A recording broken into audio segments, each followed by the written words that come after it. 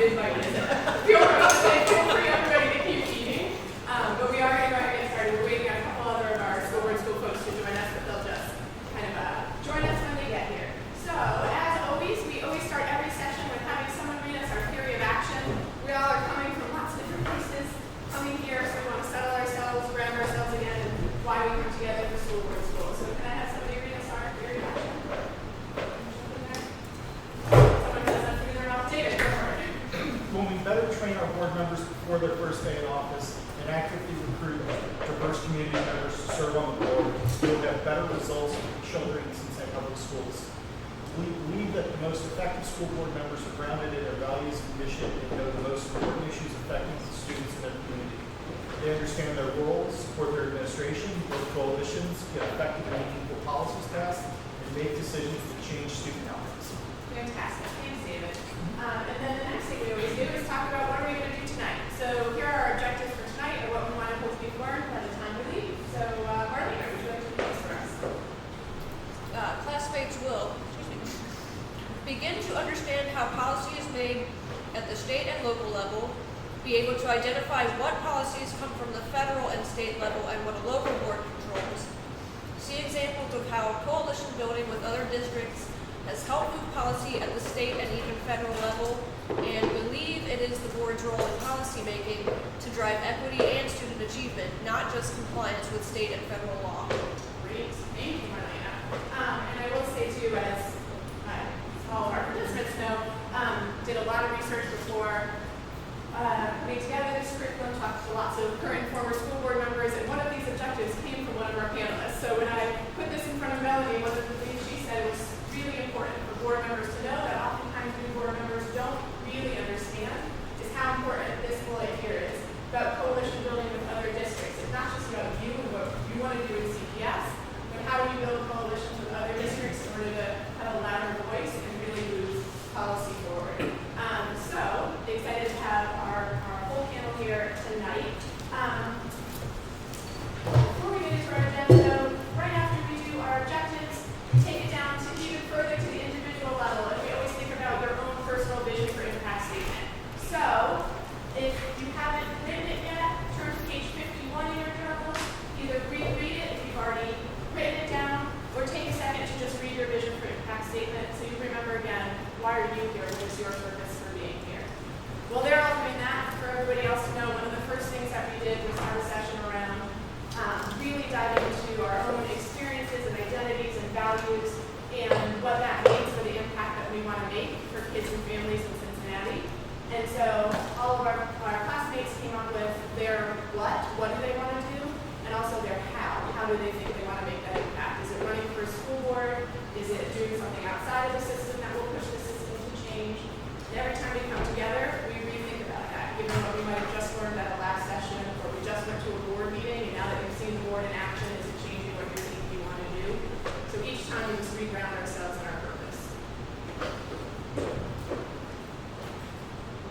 it'll take just a minute, so I'll use a minute for everyone to read that.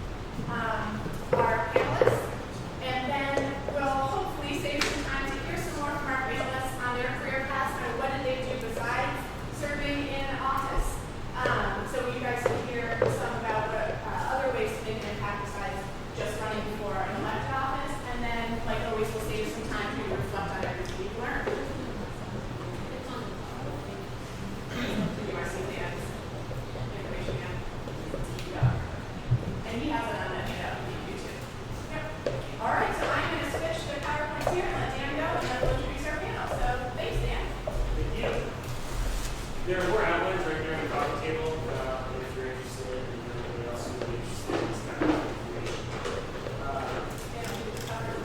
Excellent. All right.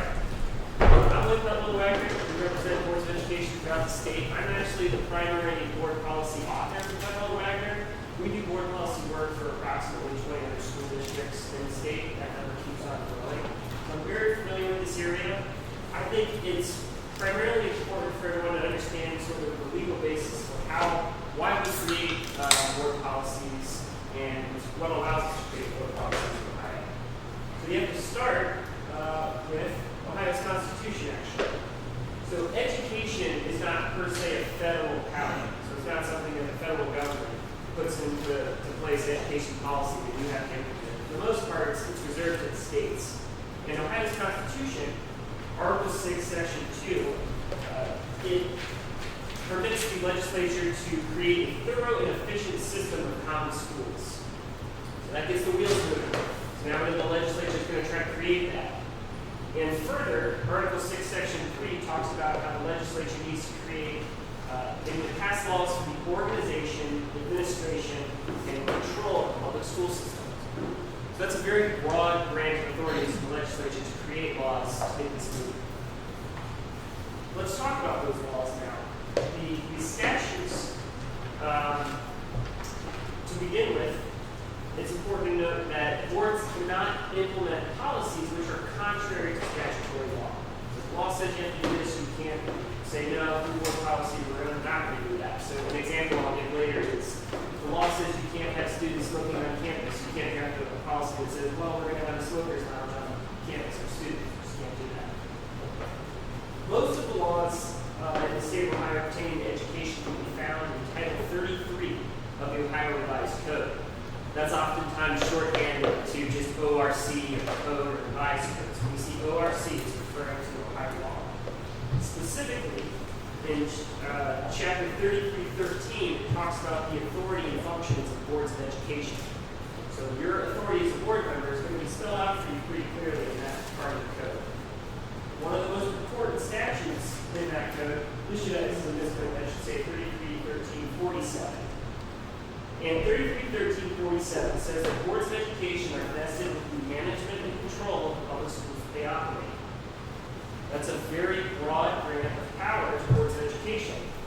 It's been used by boards to defend policies that they created, for example, pertaining to student dress code, or policies pertaining to a prohibition against social clubs in the school, or policies prohibiting drug paraphernalia.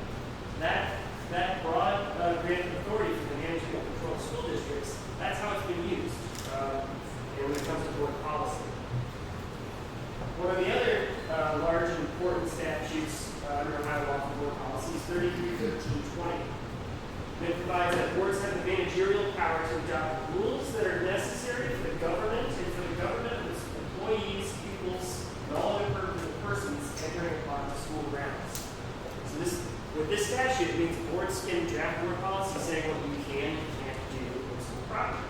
So once again, another really broad grant of authority. This has been used to support policies that boards have created pertaining to you have to have insurance if you want to park in our school parking lot if you're a high school student. Or if you are a student athlete, you have to participate in all the practices if you want to play in the games. So this is how this policy has been construed to support policies like that. One of the other points to bring up is when a statute says the board, you have to create a policy about this subject. And that authority has been assigned to a board of education. Ohio courts are not going to overturn that. They are not going to substitute their judgment for the judgment of the board when it comes to that subject, because it's been expressly provided the Board of Education is going to answer that question.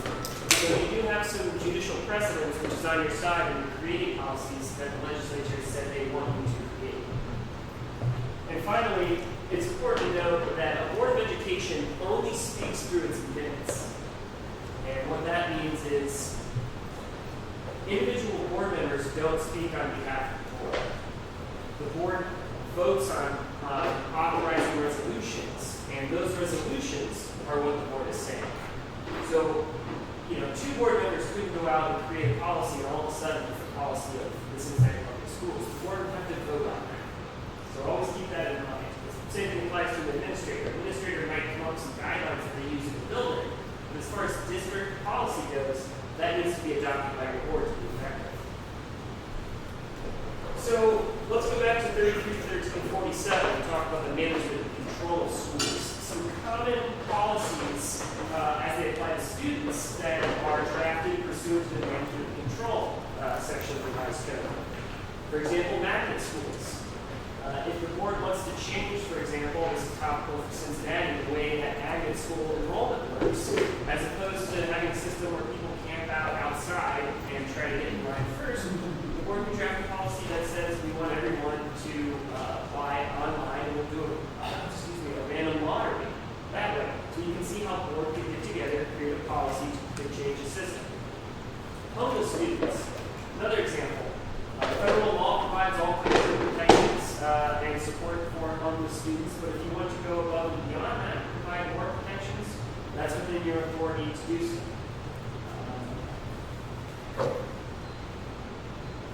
Participation in extracurricular activities.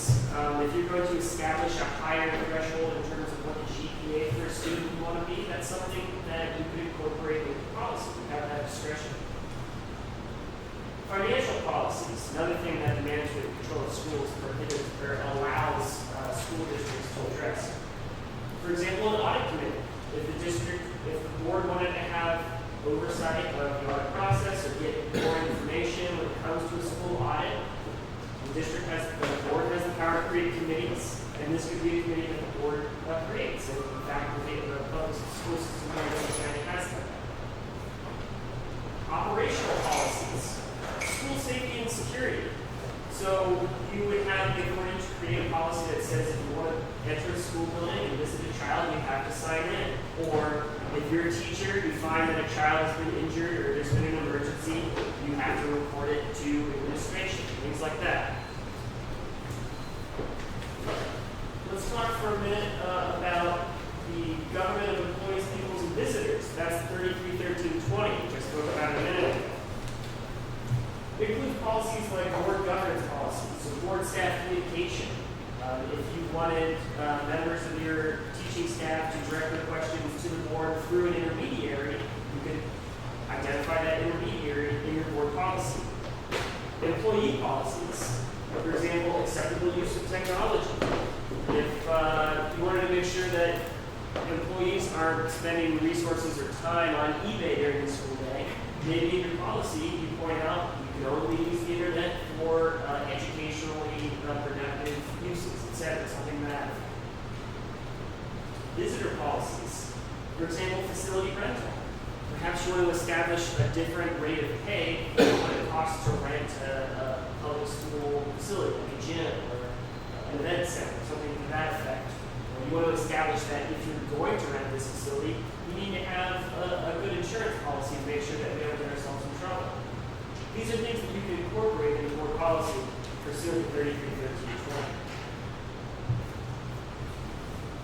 Let's talk now about policies required by state law. A couple of the more famous ones that you might be familiar with. So, pursuant to 33-19-11, there has to be a teacher evaluation policy. And the teacher evaluation policy has to be adopted in consultation with teachers.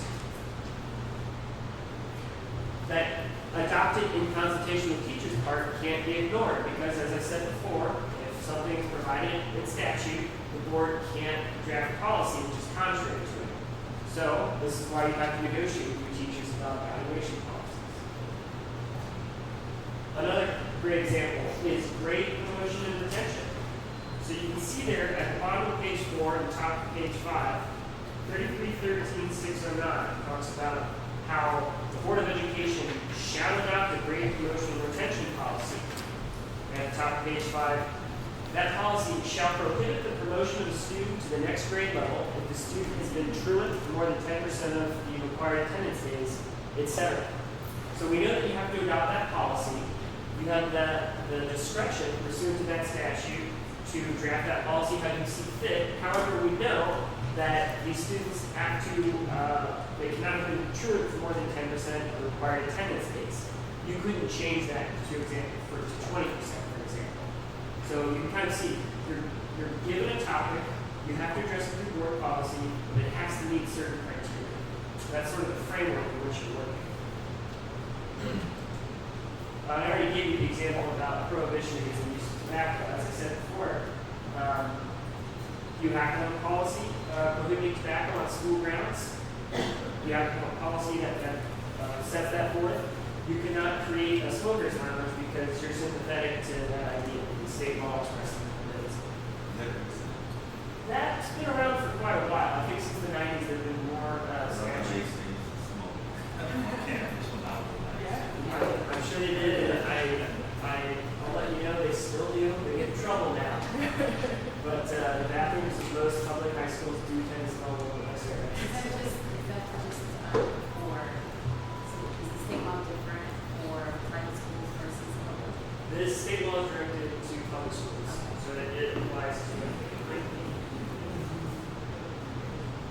The boards of education of each school district and the governing board of each educational service center. So that refers to the governing bodies of all institutions. Although practically speaking, it can stay in place. Let's talk about the impact of collective bargaining. Whoops. Is it top of it? Is that? No, middle one. I'm sorry. Top one's point, or middle one is that.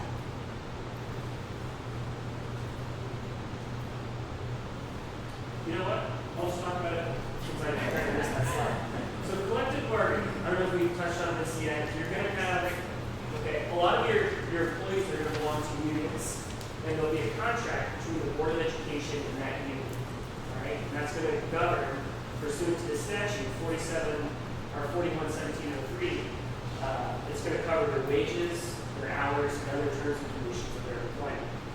So if you just create a board policy that conflicts with that collective bargaining agreement, and then you just implement that policy, you're going to have the potential for a grievance, which might send the district to arbitration to resolve that. So when you're creating policy, you need to be conscious of your collective bargaining agreements at all times so that you don't create a system or a process that is going to conflict with negotiating agreement. Always have to keep that in mind. Some of the examples I have in here are teacher evaluation. So if in your collective bargaining agreement, it says teachers can only be evaluated by their building principal. And then in a policy, you say teachers can be evaluated by anybody that we pick who's credentialed. There's going to be a problem if you assign that teacher anybody as opposed to the building principal. So you just always need to be conscious of those kinds of differences. And if you're going to implement that policy, you need to think about renegotiating that part of your contract. The other examples I provide there are drug and alcohol testing. So, for example, a bus driver has to be drug and alcohol tested, but teachers do not have to. And you couldn't just create a policy that says, well, every teacher now has to subject themselves to a drug test. That would be something that needs to be negotiated because it could potentially affect the terms and conditions of their employment, particularly if that were to subject them to some sort of discipline if they had a failed test. So always think about what does the collective bargaining agreement say, and you'll have to address that as opposed to just creating a board policy. Federal law. So as I said before, pursuant to the 10th Amendment, education is not one of those powers that the federal government is raining down on the states. The states create their education policy individually, and then it gets implemented locally. But there are ways that the federal government can influence education policy, and they usually do it with the purse strings. So the federal government will usually sign conditions to its award of grants to school districts. And if you want to get this money, then you have to have a policy or procedure in place that says X, Y, or Z. And that's kind of how that system works. It's usually the federal government conditions its award of money on you having a policy. Examples of this, Title IX. So Title IX is a federal law which prohibits discrimination on the basis of sex. And part of the Code of Federal Regulations that implements this law is 34 CFR, which stands for Code of Federal Regulations, 106.8. It says that each recipient of federal funds must designate at least one employee to coordinate its efforts to comply with Title IX. So what a lot of, if not all boards of education do, they will identify the individual who's been assigned the title of Title IX coordinator in their board policy. So they've taken care of that requirement in the federal law, they put it in policy, so that way, whoever's in that position going forward, the board will always be in compliance in case someone retires or quits or is no longer serving in the district. You have the individual who's, maybe it's the superintendent. The superintendent is designated as the Title IX coordinator.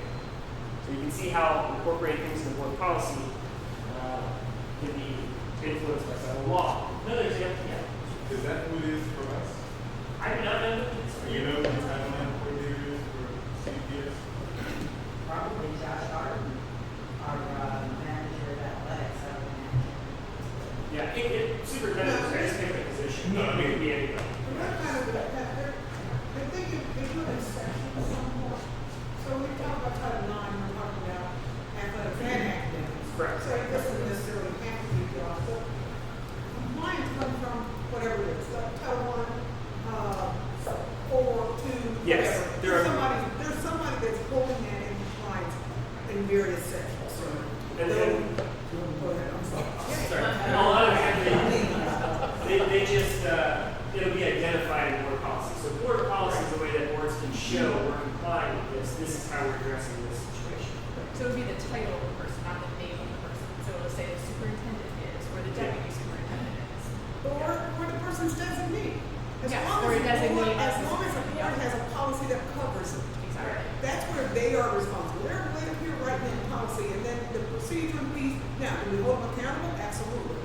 But that way you don't name, it has to be the athletic person, or it has to be so-and-so, or a person in this position. As long as that is filled, Yes, then that's important. exactly. One of the other examples, FERPA, this is the Family Educational Rights and Privacy Act. FERPA, it protects the disclosure of student information, which is why, if you're going to make public records requests for some document that included education records, the student's name will be redacted. FERPA allows schools to disclose some information without the consent of their parents if that information is directory information. So if you're on the sports team, for example, and you want to be included in the program for the Friday night game, the reason you're allowed to have your name, your weight, and whatever is because that information has been incorporated into the definition of directory information. So a lot of districts address the idea of what is directory information by defining it in their board policy.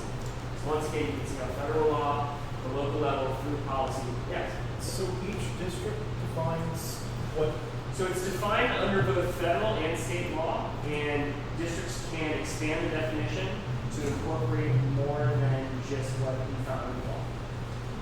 so for example, if the board says blood type is in directory information, you can put that in there just by setting policy. You could, and then parents would have to affirmatively opt out of the disclosure of that information. It's a bit more complex. Sure. But yes, in terms of defining directory information, districts have the authority to define it under state and federal law. And as a CPS parent, David, you should have received a form that Affirmative said you notice. could opt out. Because No, we just right, got, yeah. we just got notice that, like literally today, I got an email from my principal saying, remember, if you want to opt out of directory information, you Yeah. have until the 8th. Yeah. And so if you That opt pictures out, and- Yep. Yep. Yeah. if you were to opt out of it, then they would have to get consent from the parents to Yes. release that information. Most don't, which is why you see names in the yearbook without any. Sure. We got time. We got about a minute left. So we'll just go, we'll move on. I know this is a really brief rundown. Let's just try to apply everything that we talked about so far. So let's say that the board wanted to have a policy on who could speak at the commencement exercise.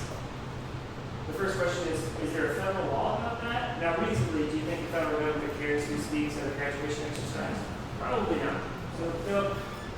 The answer is no. There's no federal law about who can speak at commencement exercise. What's the next question we should ask? So, federal law is taken care of. What else should things like? State law. Board policy on who can speak at commencement at state law. We in the state of Ohio, when the legislature is terribly concerned about who gets to go up there and give a speech about how Johnny is the best basketball player. Depends on the state. Probably doesn't say it. Indiana they would, but no. The answer is no. That's not much of an issue for anyone. Collective bargaining. Do the unions care whether someone gets to speak at commencement? A student, for example. It wouldn't affect the terms and conditions of their employment. Probably not. No. All right. Board policy on who can speak at commencement is determining who gets to hold the microphone and speak and address the crowd at a public school function. Is that within the management and control of the schools, do you think? If it's that definition? I would say so, yeah. And the other big statute that we talked about, 331320, would that be something that the board could have a rule about? Such as, for example, if you were the valedictorian, maybe you get to speak at commencement? Yeah, I would say so as well. So you can see, that's sort of the analysis that you always go through. What does federal law say? What does state law say? What does our collective bargaining agreement say? And within those parameters, you can establish board policy to try to achieve the objectives that you guys as a group come up with. Yes? Back to the federal law piece, don't districts normally run into problems with that around First Amendment concerns with either establishment or discrimination? They would. So maybe your board, so you're saying like, what if we had a preacher or somebody come and speak at commencement? Yeah, that would be something, but the board can have board policy that says, you know, The board says it's perfectly acceptable for us to do that, but that violates the First Amendment. Yeah. At that point, we did, also you don't really have much control over what somebody can say in the microphone. fair enough. Another example. Okay. But there are also religious laws that come into play of what the teachers cannot do, and what school districts cannot do when it comes to religion. Right. So be careful when you say there's nothing there and you can do whatever. You cannot have a certain religious individual come in and actually do preach a sermon and Right. And that would be a constitutional Yeah, issue, so- the separation of church and state. So that also sort of a federal law. Well, second, you got a governor that just had a state that students can bring their Bibles to school and bring their Bible to school day. Did you see that in the paper today? I did not see that. Yeah, He does that fairly regularly. Kentucky. So what about studying that? What about Venmo? On campus or on different grounds? And how that relates to board policy? Well, federal law and then the board policy. Okay, so federal, actually state law would prohibit weapons, like just, you're not a security officer, you're not a law enforcement officer, unless you have written authorization from your Board of Education, you could not bring a weapon into a school safety zone, which is broadly defined to include school buildings, school grounds, anything of this, you know, if the Cincinnati Public Schools sponsored this and that, you couldn't bring it into it. So that's broadly covered under state law. If someone is authorized, so you're thinking of the news lately, obviously, people bringing guns, who's been authorized to bring guns on campus? Is that what you're- Well, like we see, there are some areas that kind of demonstrating, wearing them publicly to kind of. Yeah, advocate for the that's rights. different. So the laws with respect to college campuses and school districts in the state, so K through 12, those are different. And so a school safety zone is defined under state law pertaining to K through 12. Prohibited unless written authorization is received from a Board of Education, which is a whole other kettle of fish. Yeah. Okay, one more question behind you. Sorry. Oh, behind your post When you very broadly about this, you mentioned earlier that boards can't create policy that contradicts state law. I'm thinking about things like municipal districts, like our equity policy here in Cincinnati, which doesn't necessarily allow the state law around a certain kind of thing. Talk more about that. So, for example, like we have law, our policy is protective of trans kids in our public schools, but that's not the state. Right, so So is that like, it's null, so like, it's great that we create this at Cincinnati, but it doesn't really matter. you can do that. You can have a policy that expressly provides more protections to transgender students. We apply it, so you have to have that. That issue is not expressly addressed in federal law or state laws. So that was guidance under the Obama administration, which has changed since we have a new. Yes, like interpretation of Title So that's, IX. yeah, so statutory law I'm talking about. So anytime the legislature's actually gotten together to pass something, the governor has signed it, or the president has signed it, the Congress passed it, that's the stuff that you can't expressly contradict. Now, there might be opinions from a government agency that say this is how we're interpreting the law, and boards might want to move policy to comply with that. But that's subject to change, as we've seen with the administration. Another question? Okay, this question is just to have fun. So the Ohio Supreme Court 3 times has held that our school funding formula is unconstitutional. How is it allowed? I'm going to defer to my colleague. He was like, I I thought can't, no one can answer that question. No one can. Yes. So I actually just did a presentation where I talked about just that, and it was fascinating to read just the documents with the opinions.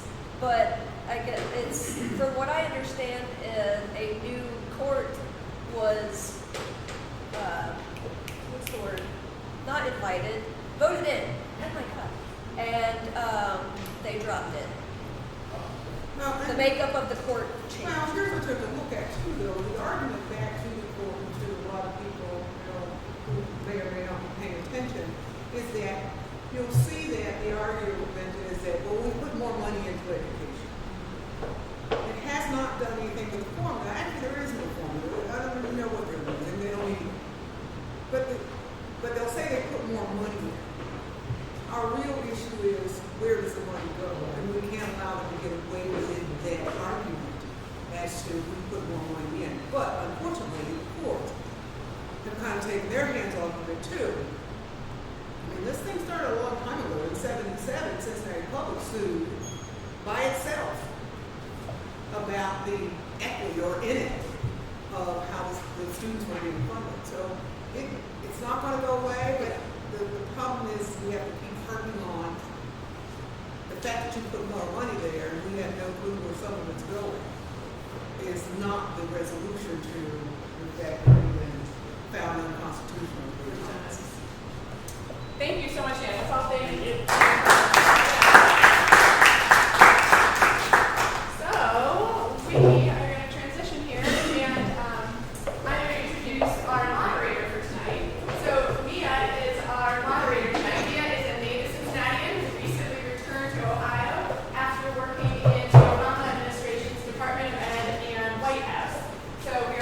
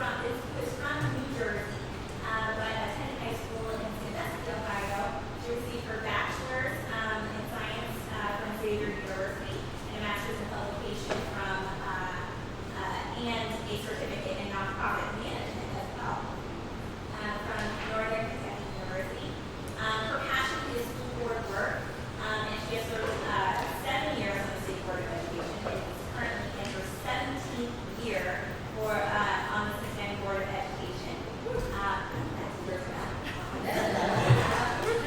Where she is the chair of the policy committee, and a member of the finance committee. She serves on the Ohio School Boards Association of Board of Trustees and is, their Southwest Region Executive Committee, head. She represents the board as a member of the Cincinnati Recreation Commission as well. And all this work is very and deeply personal to her. She has children who have graduated from CBS, and her grandson here is currently in preschool at the CBS school. It's wonderful. And next to Ms. Bates is Pat Brent, who is a native Cincinnati as well. She's a graduate of Oak Hills High School, where she also received her bachelor's from the University of Kentucky, and completed her master's of education at Miami University. And she was elected to the State Board of Education in November of 2014. She is an art educator, or was an art educator in the Northwest Local School District from 1974 to 2004.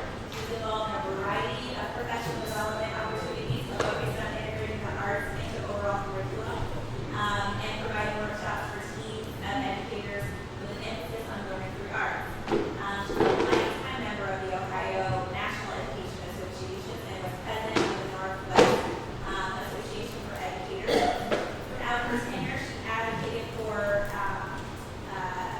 and impacted public education policy, and is an elected delegate to both associations' annual conferences. Her education is extensive. She is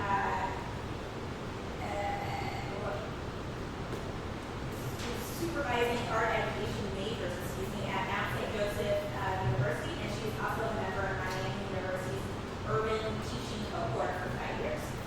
As a chair of the nonprofit Price Hill Will Board of Directors, and she's also a member of the Housing, Arts, and Education Community Action Team, and she develops opportunities for engagement in arts and promotes other community-led quality life projects. Lastly, we have Catherine Ingram, who is currently serving as the state representative for District 32.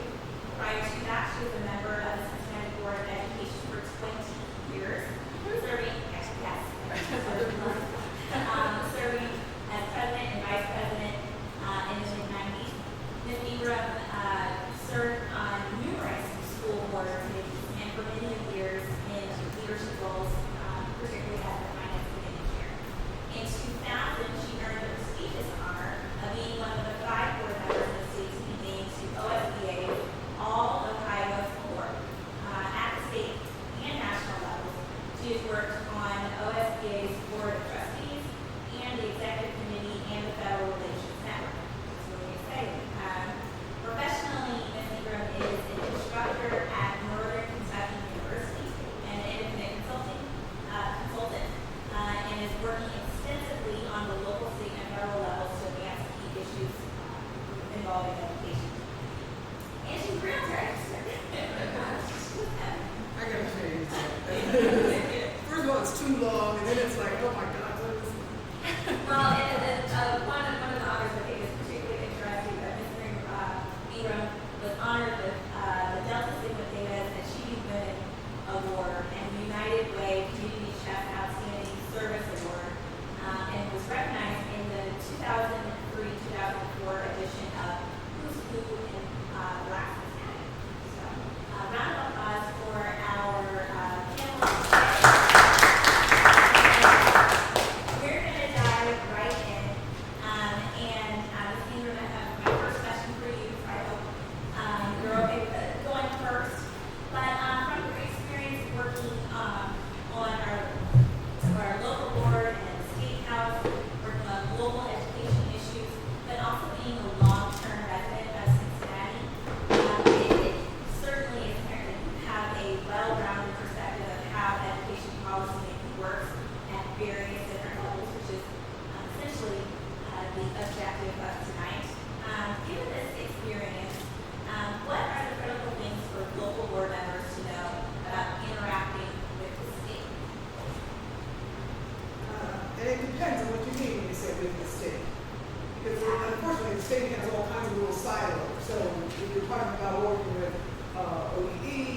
talking about working with your state legislators, that comes a little differently as far as what conversation we have. And in a way, it's kind of too bad because I wish that there was more of a connection even with our local politicians, city council members, etc.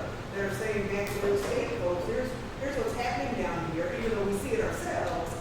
There's not much we can do as far as how the city functions, but tell us what you need from us. And I think Melody may have witnessed that a lot too, because being on the state board, you have to have that conversation. So I think that when I look at the levels where remember, I was a parent too. I had 2 boys graduated from the system.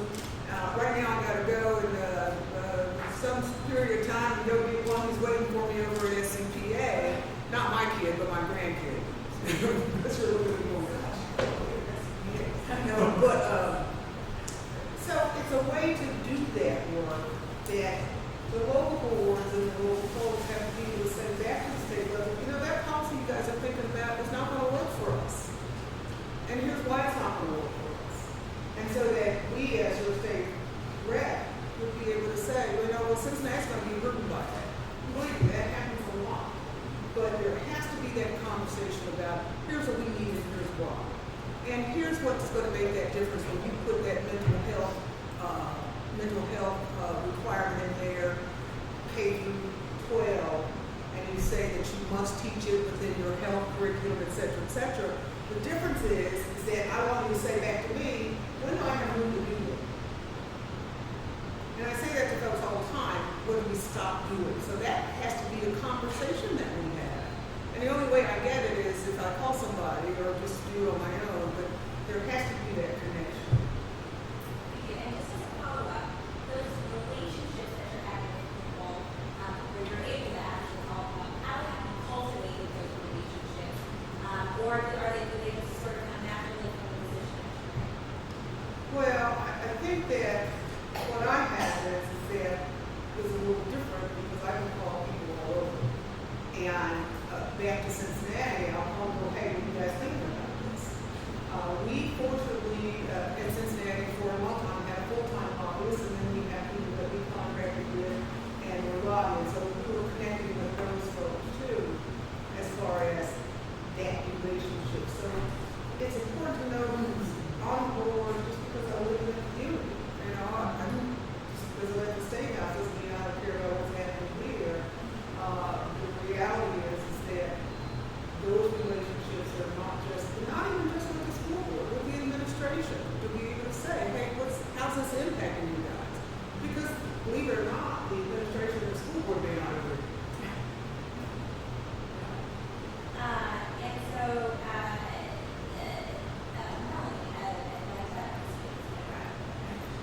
I'd like to ask you a question. I know that you have gone from state leadership to local leadership.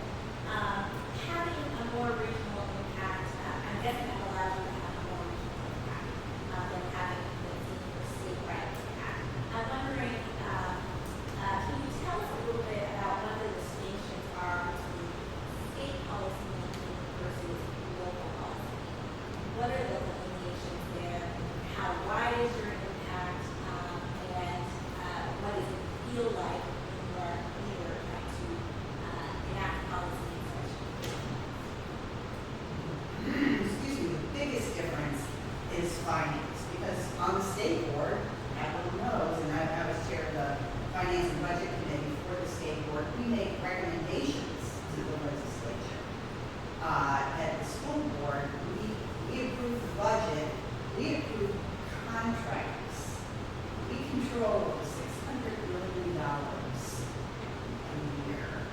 And when I got on the board, that was the biggest impact, or the biggest, well, I expected it, because already we're in the campaign, I was being lobbied very heavily, of course, by the unions, you know, by people who have large contracts with us, by people who wanted to have contracts with us, more so than even people who wanted to affect education change.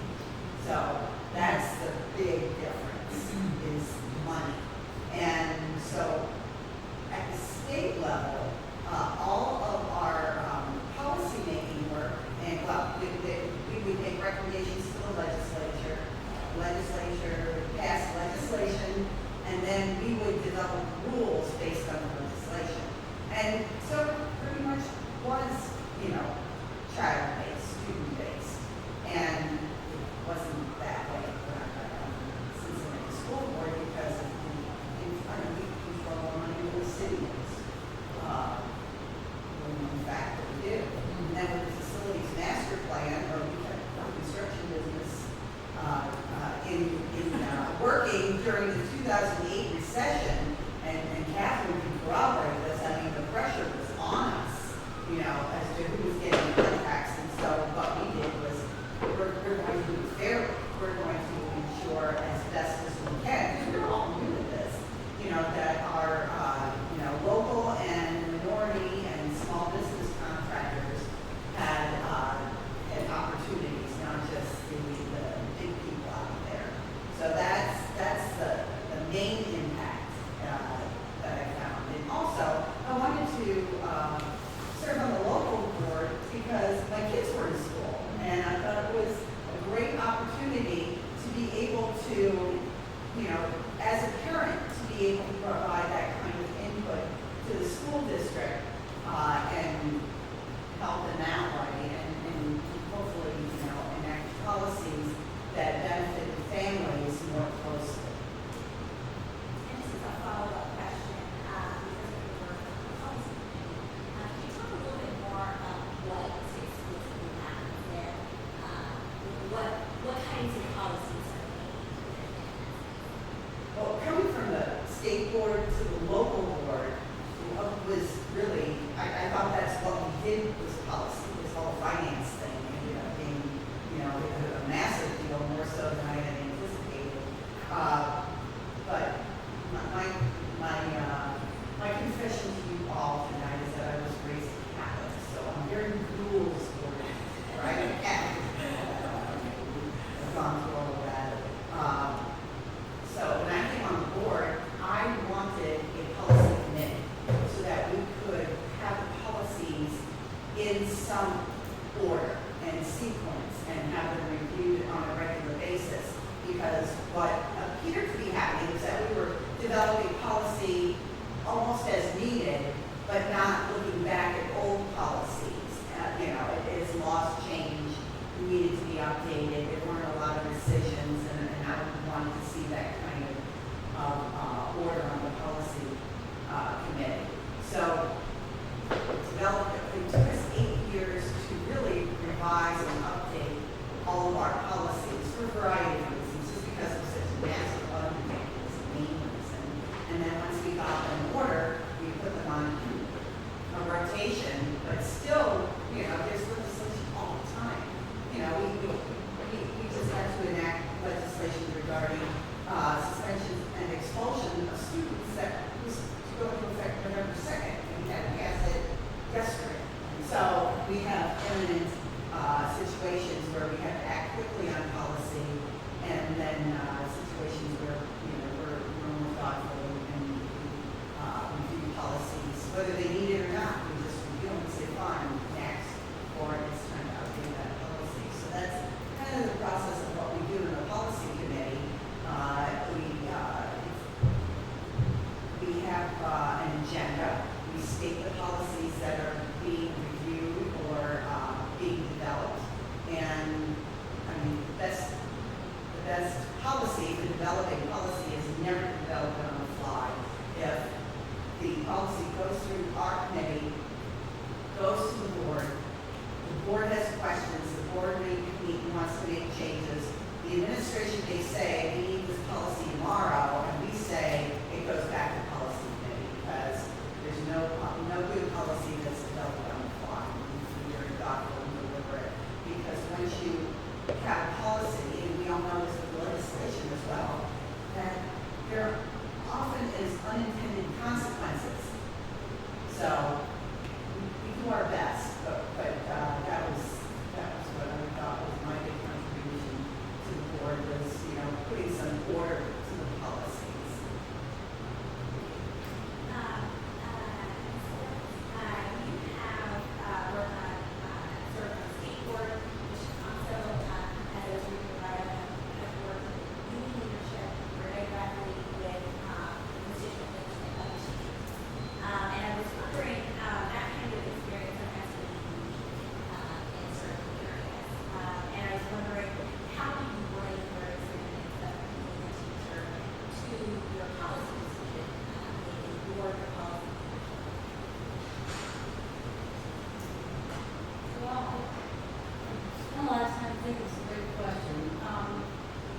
you know, when you're in the middle of living your life, you're doing things, making decisions, etc. And when I look back over my teaching career, I actually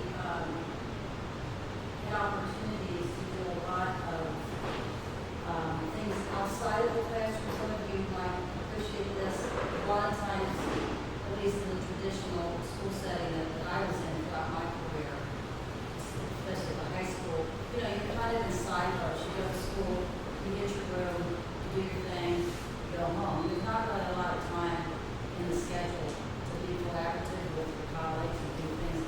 Maybe less so than maybe some of the elementary ways, just ways to do. But in my case,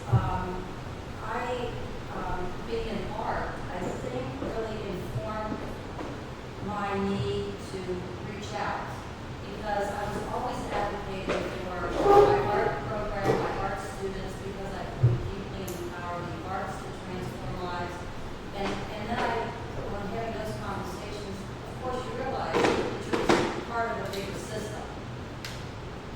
In particular, relating to art, we didn't pass a levy one year, and they made major cuts to the art department. We had a great art department. I was going to get my word for it. But there were 5 folks in the art department, and we got cut to 1 person. So everybody got scattered throughout the district, our contract, okay, seniority. I didn't stay at high school for a year. And I said to myself, you know, if everything in the classroom is political, which it is, by decision by somebody else, I want to have a voice at how that all gets done. Because this was really, I thought, wrong-minded. It wasn't done, I thought, in a manner that would really benefit children. It's very disruptive for everyone. So I've always been on my executive committee, so I ran for president next year because I figured I needed to be at the table. So I think the reason why I say that is that became a springboard for me, because then I had to get out of my classroom, you know, not release time, but I had to have meetings with a lot of other folks, both at the board level, both, you know, I had lunch in the summer before I take office, so to speak, with the board president, talking about my vision and what he wanted to accomplish. So it's just kind of natural, I think, for me to reach out and try to understand what the situation is. I think in the arts, although it doesn't always serve me well, I'm kind of a global thinker by just the nature of being an art person. And I think systems rather than details can get me appropriate. And so that was something that led me down the path of knowing, you know, a broader experience than I might not have had as an educator. And so then when I was asked to run for this position at the state board, I thought, well, I've tried policy everywhere else locally, I'll just try it at the state level. It just seemed like it continued to be a natural conversation. What we're going to do is so you all know, I'm going to ask one more question of Mr. Kennedy, and I'm going to ask a question that we just posed to the group. And then, you know, if you all have questions as well, that you're kind of going to ask those questions as well. So, if you give that over to you, Mr. Kennedy, to follow up on something that Mr. Ingram said, you have worked on in different systems, like the state legislature, and you've also worked as a lobbyist. And so, given your experience there, I'm sure that you've had to work across the aisle, or have had to work in sort of committees to get application from, not necessarily the standpoint of, I will look at you specifically as an education member. So I'm wondering, what does it look like from your lens, either as a state legislator or as a lobbyist, or generally as an individual who lives in Cincinnati, the ability to be able to affect state policy? Okay, I would say that I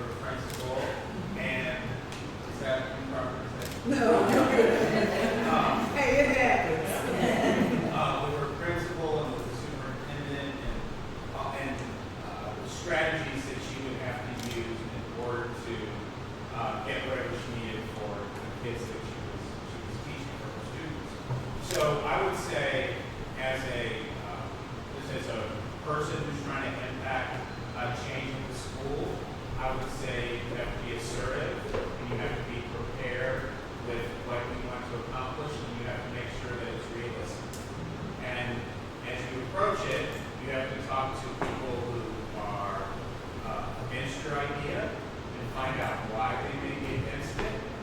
Learn from that. Talk to people who are in favor of your idea, and talk to people who maybe want to expand your idea farther than you want to. Gather all of that and see if you can find a happy medium. And I'd say that the last piece of advice I would say is don't worry about who gets credit. So it may be your idea, but somebody else may get credit for it, and you may not get any credit for it. Really, the point is the idea. It's not self-aggrandizing or you getting credit for that. It demonstrates incredible integrity and passion. And one of the things we're going to shoot to is talking about values. One of the things that the school board school is really trying to understand is their own identities, their own life experiences, and their values, and how that impacts the way they see the school system and the changes that they actually would like to make. Many of you have dedicated your lives to public service and others are doing it for you. And so I'd like to hear how do your own values or life experience affect the work that you do in any way you can. Well, I guess maybe you're looking at one another. I guess I'll look at that and say what I used to say to my students. And by the way, I don't teach at NKU anymore. I was there for 11 years, I'm not there anymore. But I used to say to them, and these were all teacher candidates, remember that your reality is not the reality of those students that are sitting here in front of you. So you have to remember to think from a different perspective, to see things broader than you are. You think critically, look beyond what you think you already know. There's a very bad habit of thinking that, well, here's how it's going to go because this is what I know. And the bad part about that is that we do our students a service without taking that in. And so my values, the last is 6, and so people say that the youngest is always spoiled, and of course that wasn't true. I'm old enough that I still had to come in and change the channels. That's what being the youngest used to do. And so I looked at my parents that would work very hard. We didn't have a lot of money, but they made sure that we got a good education despite the fact that they had not. But they worked hard and they did what they wanted to do. And of course, their whole notion was what we try to do now, and sometimes it works and sometimes it doesn't. We want our children to be better off in this life than we do. And so those are the kinds of things that I still look at when I'm thinking about what's going on. Even as when I was on the school board, I was the president of the Ohio School Association. So I saw every nook and cranny in this state. Places where they still had little signs on Mulberry Street. And the reality is that we have to understand, just like Senator Carney said, is that if we stop worrying about who gets credit for stuff, we'll be able to get so much more done. And if we realize what equity and why we need it, then we will do things from a different mindset. And so that's what's important to me. It always has been, and that kind of drives me to where I am. I didn't want to stay on the school board as long as I did. It was kind of like, oh God, but somebody's got to do it.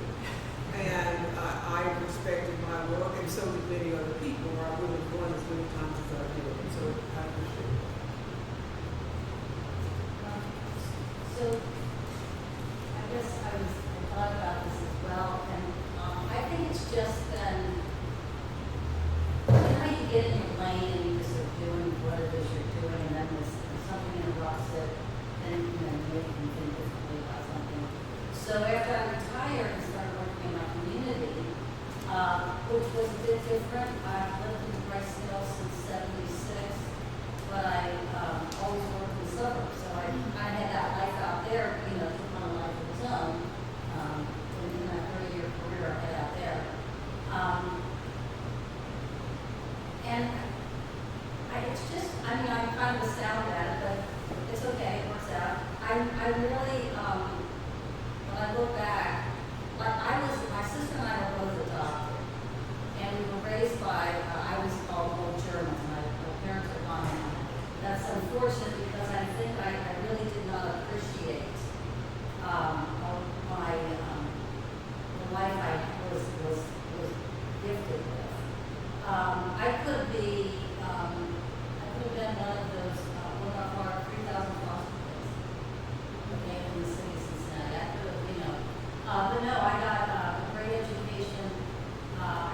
the shelter every day.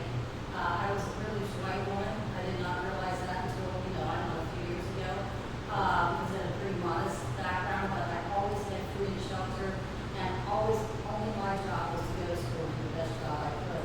And there were no barriers put in front of me for that. So I had a lot of doors open to me throughout my life.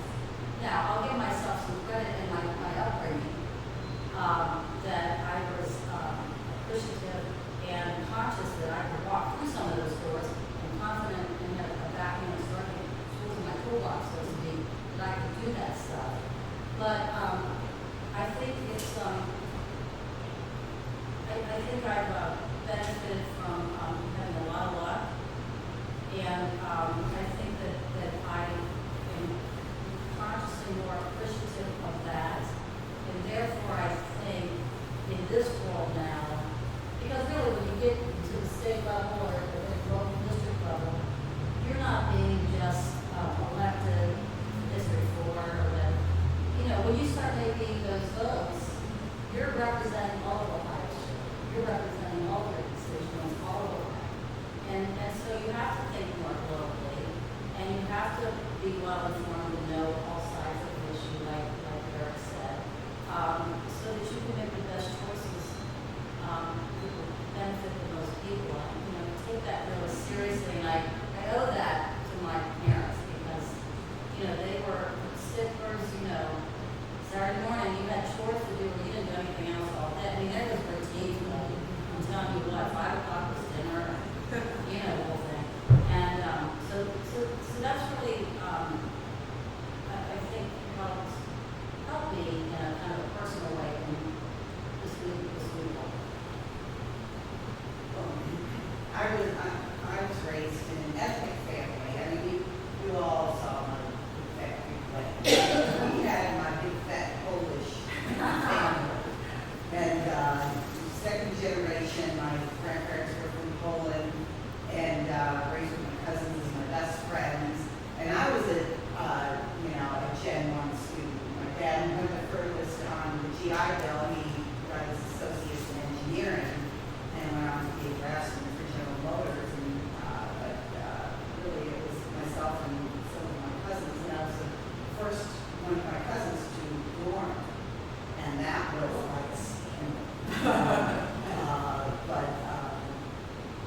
It was really interesting because I was at the English Language Learners Foundation breakfast last year, and many students from around the area who had very compelling stories. There were refugees, undocumented immigrants, unaccompanied minors, and one of the young men stood up there and told a story about his travel to the United States.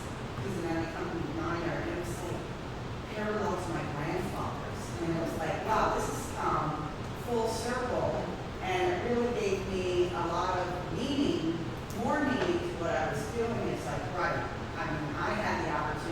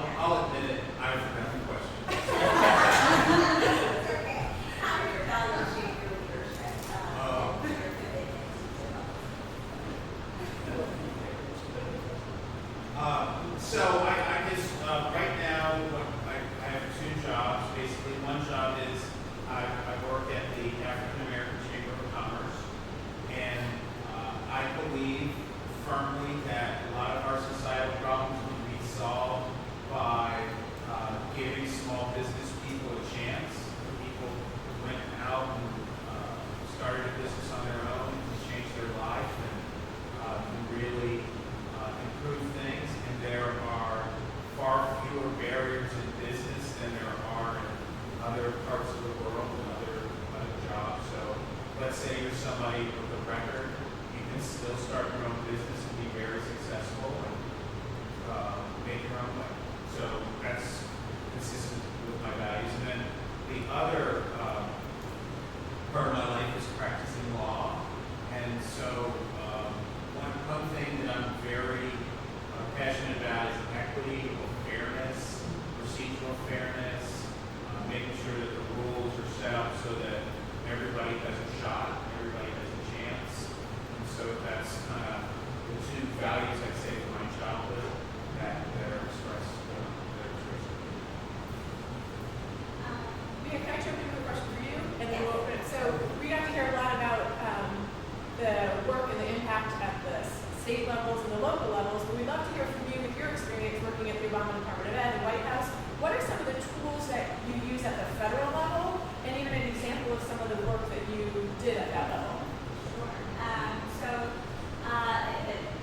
Essentially, I'll tell you what it was that I did at the Department of Education. I worked in the Secretary's office, and the Secretary's office, at the point in time that I was there, Arnie Duncan was the Secretary, and then John Keith was going to become the Secretary at the beginning of the year, and I started at the beginning of the year. And we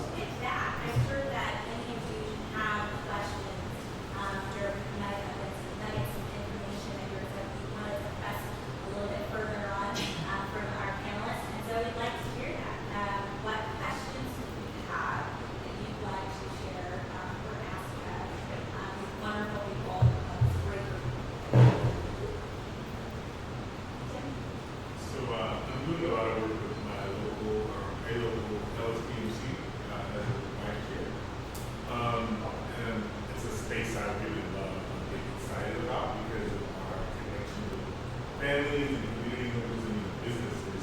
But I'm wondering to what degree each of you have felt the impact of what LSDMCs can be. Is there unmet potential you think they have to really impact broader systemic change? I'm going to say that it used to be called LSACs, and that's been forever ago. But when we came up with the notion of having those folks in those buildings, there is policy that says those are the people who make the decision about who the principal will be, and et cetera, et cetera. Difficulty we have, though, is making sure that we are bringing each one of them up to the level that they should be functioning in that school. They're not there making policy, but they are there deciding what their specific children need. Because despite the fact that we have community learning centers, there was never the intent to have any cookie cutter anything. Because we know we don't have that. So your position should be to make sure that within your building, here's the resources that we need that we're going to fight for. And we're going to say that back to the district. And when you have those district-wide meetings of the LSDMCs, to be able to say, here's what where our kids are, here's what the report card was, as much as we get the report card, we're going to do all kinds of stuff about that. The thing is that, but where do we need to get to? How do we move these children forward academically and socially so that they will be those good citizens that we're trying to turn out? That's our job. I think one of the reasons I asked the question is like as students move through the school where I'm at to another school with a different LSDMC and potentially a different level of engagement. Like my neighborhood has a community education committee under the community council, one of the only ones in the city. Not everybody has that same level of engagement. That's where I make it with me. But I'm interested in equity. We're talking about equity for all kids across the city. To me, that model, like, I'm not excited about, if I do work in my community to make my LSDMC amazing, these kids are going to have to go to a high school to do somewhere else that doesn't have that same level of impact. So, is there not some kind of systemic way to look at, like, as a board member, I would imagine, like, where do we see that community learning centers aren't meeting their potential? How do we invest resources in the places where it's most needed so that we're not having all of these gaps? So that I don't have to worry when my kid graduates and goes to middle school or high school, there's not potentially the same level of accountability. Well, actually in each of the schools, it's the principal's responsibility to make sure that their LSDMC is functioning well. Can you go arm wrestle people down and make them do stuff? Absolutely not. You may invite folks to a meeting and say, okay, we want you guys here to do this work on such a day, and we're having an event and whatever. Somebody, after time they may not show up. There is policy that says that with the LSDMC, here's how we expect it to function. The difficulty becomes is, how do you hold somebody accountable for something that they really cannot control? Do I, as the principal, go in and say, okay, you guys on the LSDMC, you're not here. Actually, they're not choosing people, so your teachers choose representatives, your communities choose representatives, you have a business partner on there, you may are allowed to have a student on there from within the school. So the makeup of that is very different. How excited you get is kind of up to you. Can we force that? I wish. Can we hold people accountable? Where it comes to is you hold the principal accountable. The principal wouldn't like for me to say that out loud. But then as the board member, who do you hold responsible? If you see that there are inequities from school to school to school, who are you holding responsible? The superintendent. They're the only person that you have any say over as to what they're going to be doing. So you evaluate, you say that's part of how is this working? How are the principals being evaluated? Are they functioning with their, because in their evaluation on that little check sheet or whatever they do is, what is your community engagement? I mean, that's even from the state level. That question is right there as to how that is being done. So that's what, as a board member, would be your responsibility. Is that tough even? Cincinnati has, how many wards? 7? It feels like 9 sometimes. 7? There are other districts, other school districts that only have 5. And so that conversation becomes, well, you got 3 people that agree and 2 that are saying something different, and there goes the back. And you don't want that to happen, so you want to be honest and upfront. Hey, superintendent, we're going to hold you responsible for how those schools are functioning, how those LSDMCs are functioning. That's what you really want to do. Then you agree to that as an evaluation point before you go in and do the evaluation. Okay? So that that person knows, once we get there and do your evaluation, remember, we're going to be asking you, are those principals making sure that those LSDMCs are functioning properly? Because honestly, they're supposed to be sending reports back on a monthly basis and all kinds of stuff. I don't know if they get them. I don't know. And actually, I don't really care if I see the reports. What really has made the big difference, and we looked in depth at the report card results now. Report card stuff, there are 555 districts in the state of Ohio, and there's 625, somewhere around there total. Got these and that. So, that. But we did look at all the schools, and with our Vision 2020 initiative, which the LSDMCs have a big say in, this is probably the biggest say that you can have, that we have more schools that are neighborhood schools at our elementary level that are B and C schools than Magnus now. So the LSDMCs, and the higher scores are coming from those Vision 2020 schools that have been established a year or more. So focusing, and this has been another one of my mantras, and some of you, Lisa knows this, and those of you who come to our meetings, I'm like, we control curriculum. That's the big thing is curriculum. I know we control for $500 million a year and everybody wants that money, but that is the most important thing a local school board can do is provide rich curriculum. And with Vision 2020, with the input of the LSDMCs, we're starting to see movement. So that's where the LSDMCs really have played a big part in helping us. Well, I don't know much about the LSDMCs other than just, casually talking to them on those schools when I was working in. When you were harassing people. I thought I was just engaging in a conversation. You were. I just called But, you that. I was in my own little world. You were. I just called you. It's true. But it occurs to me as I'm sitting with this group of folks in this venue, I don't know what kind of leadership opportunities your LSDMCs have, but I do know that in the ESSA plan, there's a huge thing for parent and community engagement. You can get some federal dollars. We get $1 billion, it'd be like dollars from the feds for ESSA, all that title money, and in our new 5-year strategic plan, big emphasis on community and parental engagement at the local level.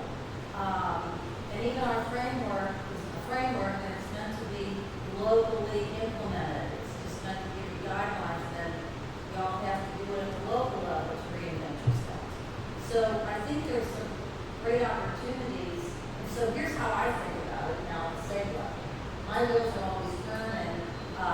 Maybe there's some federal grant money that we could leverage in CPS to do, I don't know what all you need to do, but I'll straight up a generic thing, some leadership opportunities to train up, your LSDMCs, folks when they agree to do this. Or maybe they have to go through a bit of training to see if it's a good fit for them, almost like a job application. Because I think a lot of times, people want to do the right thing and be, contribute to the community. And I've been through a few local board members when I was at Northwest,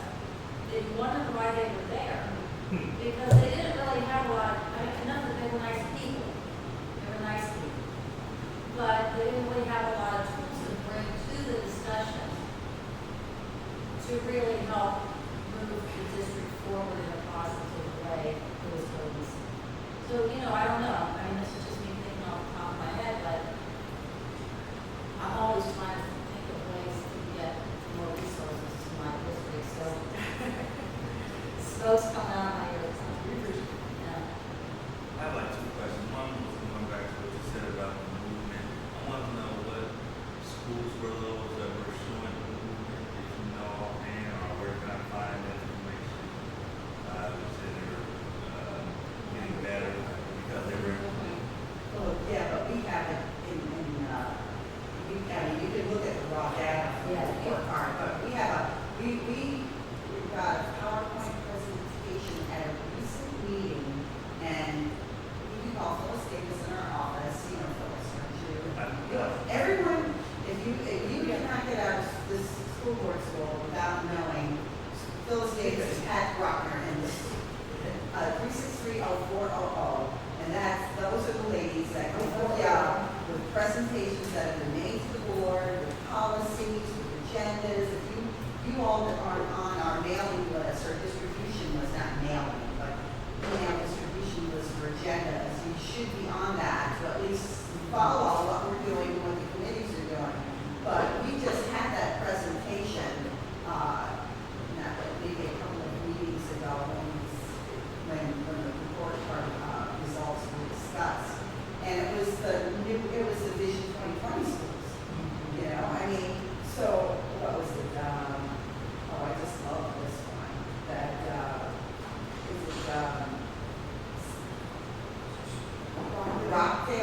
Rockdale has the same rating as Fairview. And now I understand. Yeah. I mean, it's amazing, and I mean, you look at the letter number, but just the results that we're getting, you know, and we're kind of breaking that poverty barrier, you know, with the work that we're doing, and, you know, or that's what the initial results are saying. The second question was, I used to hear, I work with CPS for a lot of teachers complaining that the government, federal level, often, at least this was the feeling, they often felt like they interfered more to mess things up. You know, can you talk a little bit about that, or? Every child left behind. Yeah. And that's what was driving a lot of these, you know, report cards and state assessments and, you know, state standards. And I think the changes in state standards are actually pretty good because I believe that the ones we have now are a much bigger improvement than the ones that we had 20 years ago. You know, I was on the state board. So in some ways it's good, but then in other ways it was driving a system of accountability that really wasn't appropriate. And has it changed much? And I was going to add to the fact that a lot of the places that we look here in terms of students, there was a lot of direct teacher interaction with the Department of Education, but specifically things that the secretary would say, or that the assistant secretary would say, or that we would have Ron Obama say explicitly would cause people to change course. You spoke a little bit about the state of Carrick, that constant change in the classroom can be really, really difficult to actually enact. And the way that can filter down sometimes, certainly you all be able to speak a little bit to how that actually affects you at the state level and on the local level, at least in terms of what we heard the teachers say, the rate of change is happening. Yeah, so that's why I don't say ordinance is everything turn around to be flavor of the month, and you're like, wait a minute. And it gets back to what you said earlier. You know, there's disjointedness between the legislature, the State Department, and really where the rubber meets the road, classroom and district level, right? So you often have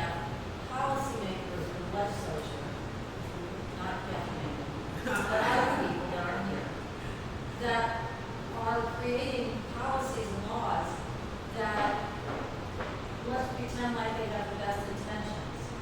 But they've not, in my opinion, from what I've seen in 4 years, they've not done their homework, they've not done the research, they've not looked at best practices, they've not done what Senator Kearney said that they should do, which is kind of smart, I think, obviously, if you really want to build consensus on something. Or maybe they didn't want to build consensus, and maybe they just wanted to do what they wanted to do. That happens a lot. And then we had a pretty dysfunctional school board because during the No Child Left Behind, you got a lot of political appointees going into the department rather than the professionals that were always the folks there when I was teaching. We've gone in the last 10 years from ranking 5th to 22nd in the nation. And there's a reason for that. It's for lack of leadership and lack of dedication to public education. I just have to say that way. But the good news is, it's a new day, it's a new York State Department, and we have new leadership, and it's collaborative leadership. Stakeholders are off the table. Strategic plan had 1,400 stakeholders, 14 different regional meetings before we finished tweaking it and rolled it out in August. I mean, so this is how new leadership is working with it. But when you only report to one person who wants to do things the way they want to do it, no names right now, you get this kind of chaotic piecemeal and not a strategic plan. And that's the big difference. So when Melanie talks about Vision 2020, and I've been following that work for a few years now, this is a strategic plan, but it doesn't get implemented overnight because our little people are not widgets, right? They all come in different sizes and shapes and experiences, and it takes time. But some of these things that get implemented, then they get in law, like at the very beginning, like Dan said. The stuff that's put in law, they send it over to the department, and we have to make the rules, and the regulations for them. And I'm saying, well, but I don't like that law, and they're like, too bad, it's the law, like you said, right? Gotta do it. So that's where you get third grade reading guarantee. That's where you get these end of course tests that is totally. So I'm one of the people that had the yelling at. So you don't try hard. Well, okay, I did something that I really became unpopular for. Oh, So when I was in the Senate, I, along with working with Michelle Obama, had this law called Healthy Choices for Healthy Children. And what it did was it said no pop in schools, no potato chips, nutritionists in schools have to have salad bars, all these things. And so went around, got support from the business community, from doctors, from children's hospitals, from all these people, right? And we had what are called interested party meetings. Catherine knows what that's like. And that's where you bring everybody who's impacted by a particular piece of legislation into one room and you hash it out. And then when you leave that room, the rule is, if you didn't raise concern there, you don't get to raise it again. You gotta lay all your cards on the table. So we had such a meeting, we thought everything was good, and we filed a bill, and who knew about school board administrators? I had never heard of such a group or such people, and they were completely opposed to the bill because they didn't want to have to buy more salad, they didn't want to have to hire a nutritionist, and there was some other complaint that they had. And so they were like, yeah, childhood obesity, that's fine, but you're impacting my world, right? And they have a lot of swag. So it ended up, they created momentum. They went out and got some rural school districts who thought that the whole childhood obesity initiative was pretty silly, and they created a lot of trouble for the bill. And what we ended up with was districts on an individual basis could opt in or opt out. And the district said, you know what? Your bill's too onerous with us. You should have checked with our school building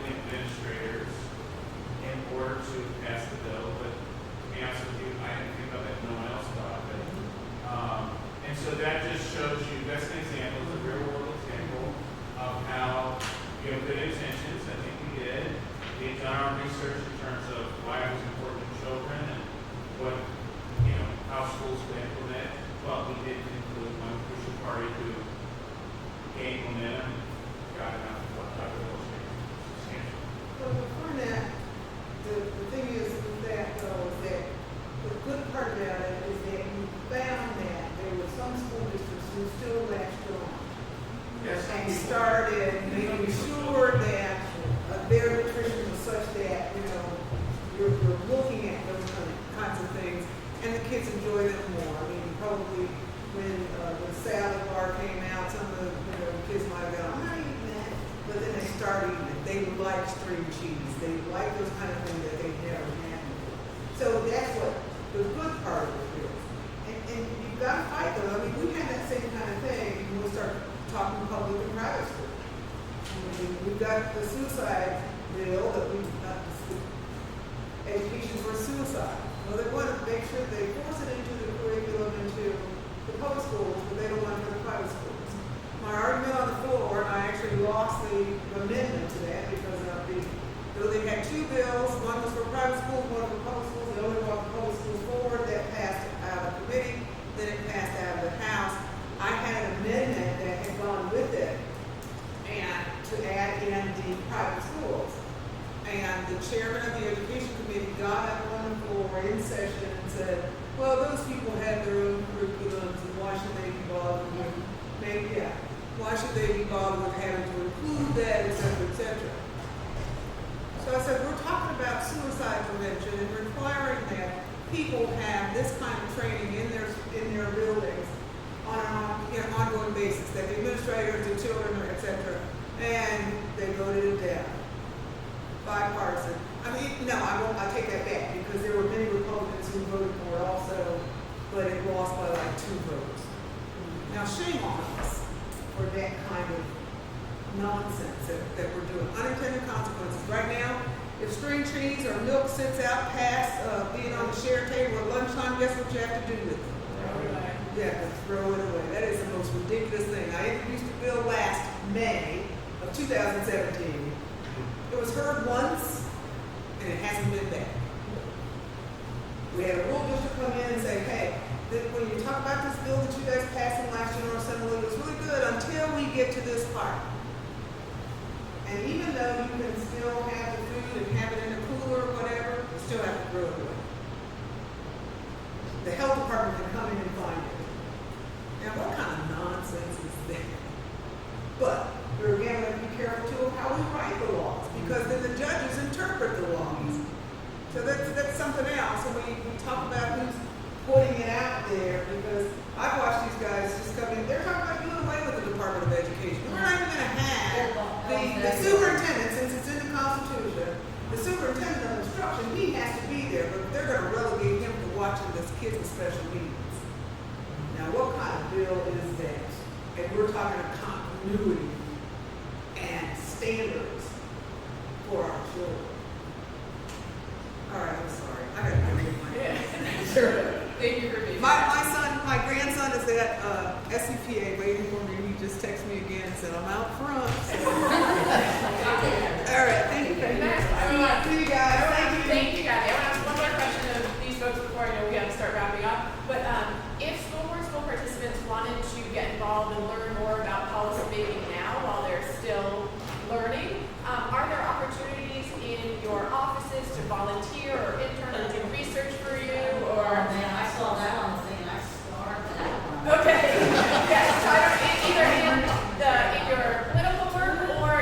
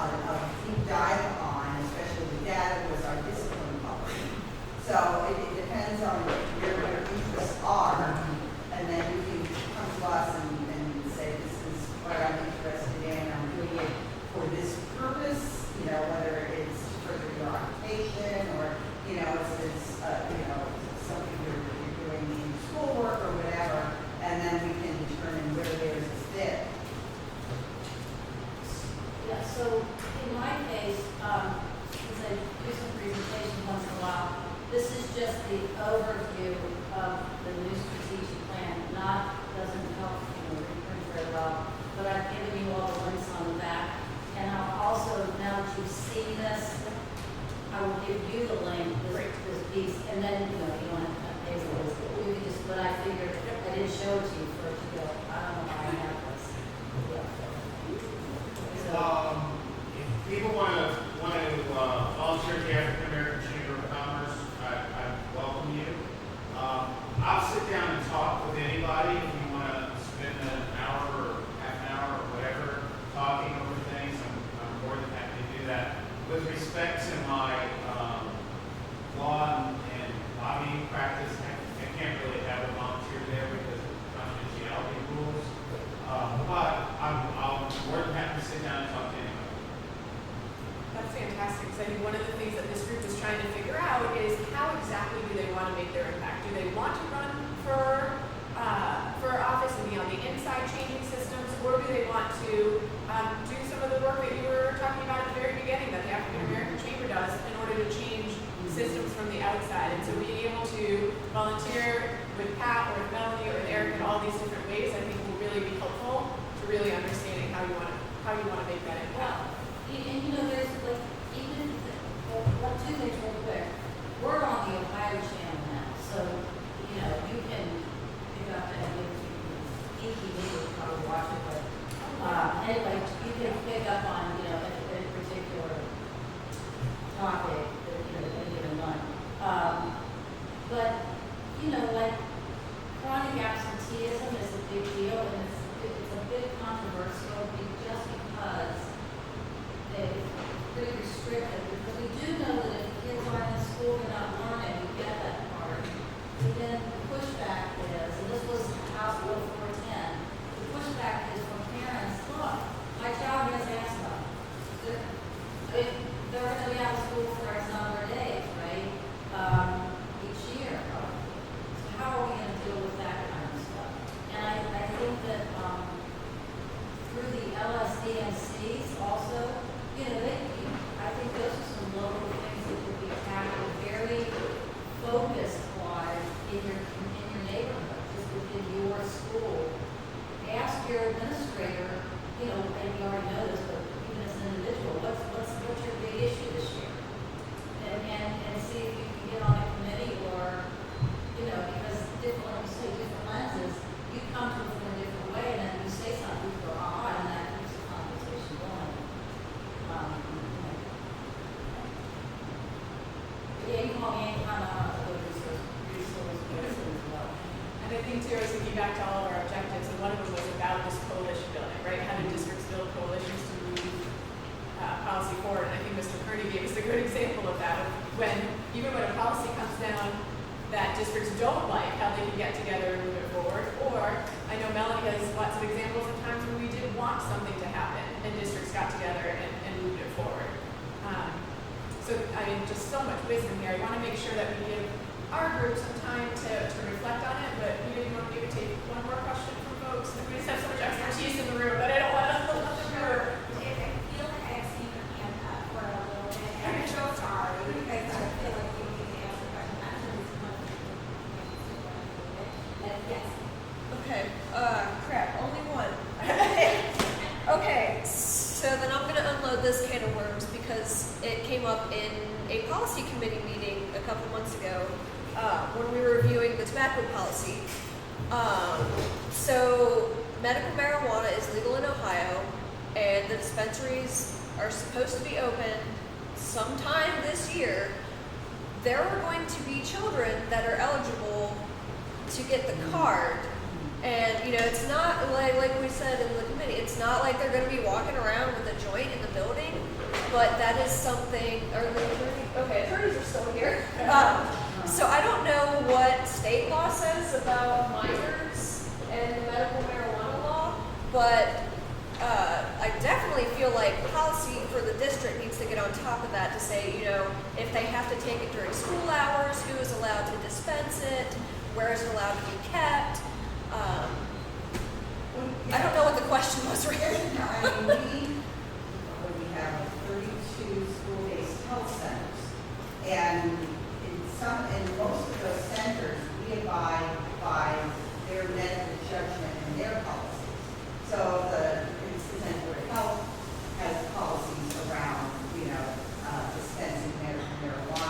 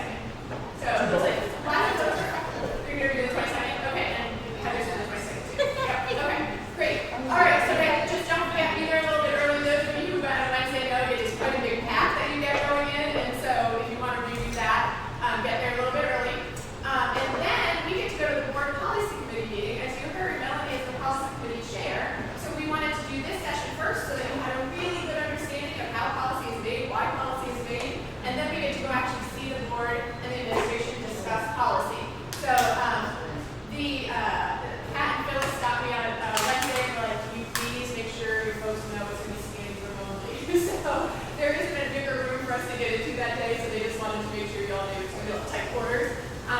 But that meeting will be at, and then we'll get to debrief with Melanie for a little while before she has to go do grandson pickup. So we can ask her any questions about that meeting. And then we have our school visits coming up. So just don't forget, we're going to meet at Eaton High School to get there a little before 8. That's great, so we can all check in. We'll go check out Aiken and then over to Westwood. I feel like a broken record with this one, but the survey, I will send it out tonight. We've got to complete it by Sunday. I know sometimes we get a couple extra days, but because people are going Monday night to the board meeting, you get a new survey Monday, so this has to be done by Sunday. And then the impact fair, I sent out a survey for that too. You guys can finish it by tomorrow, so we can figure out what organizations to invite. So it was okay that I picked 15, right? What's that? It was okay that I picked 15. We're gonna invite all of them. Yeah, so just pick your 5 top organizations you'd like us to invite, and we'll yes. How much longer are you doing it? When does it end? Oh, so it's a 6-month program. So we started at the beginning of August and we go through the beginning of February. Yeah. So I should send you my agendas for the board meeting, so that you can see, and they're Yes. on there. Oh, yeah. Yes, please. Yes. Road trip. Road trip. Yes, they're all on road trip. Yeah, yeah. Sure. We'll take school on the road. Well, you know, anyways, it'll be done. I'll send you some answers, because then you can just look at the evaluators and contracts and snippets. If there's some topic that y'all been talking about, That would be great. that'd be another thing. And that would be fun. The very last session that we do in school board school is all of these fine folks are going to do 5-minute presentations on kind of what they're doing with everything they've learned. And so we will be inviting all of the folks who have joined us as facilitators and panelists. You'll be able to see at the end kind of how they took everything that you all are teaching, put it all together and into what they want to do next with it. Yes. I just want to share with you what my son, his comments about this program, because he stopped over, he's 30 years old. And he stopped over before I came here, and I told him what we were doing and what it was about. And he looked at me in all seriousness and he said, "Are they going to start a city council school?" Right. That's what I will say too. That was one of the #1 things when I was vetting this idea with people. Right when I sit down with folks and I'd say, you know, like, it's very serious, well, they'd say, okay, so you're going to do it for city council and state rep and all that. We start with school board, but yeah. No, we can all use it before we start any of these roles. Well, I have to say, I love the whole concept of it, because, you know, these things require people to run them, you know, run a campaign. And I feel like what I know about it right now is you get a campaign school for how to run a campaign, be a candidate, you know, get your message, be a candidate. But if you don't already have really a deep ownership of why you want to run for something and feel confident that you have the skills, I mean, it takes, no matter what, if you think you know something, it's a big curve. I mean, I find it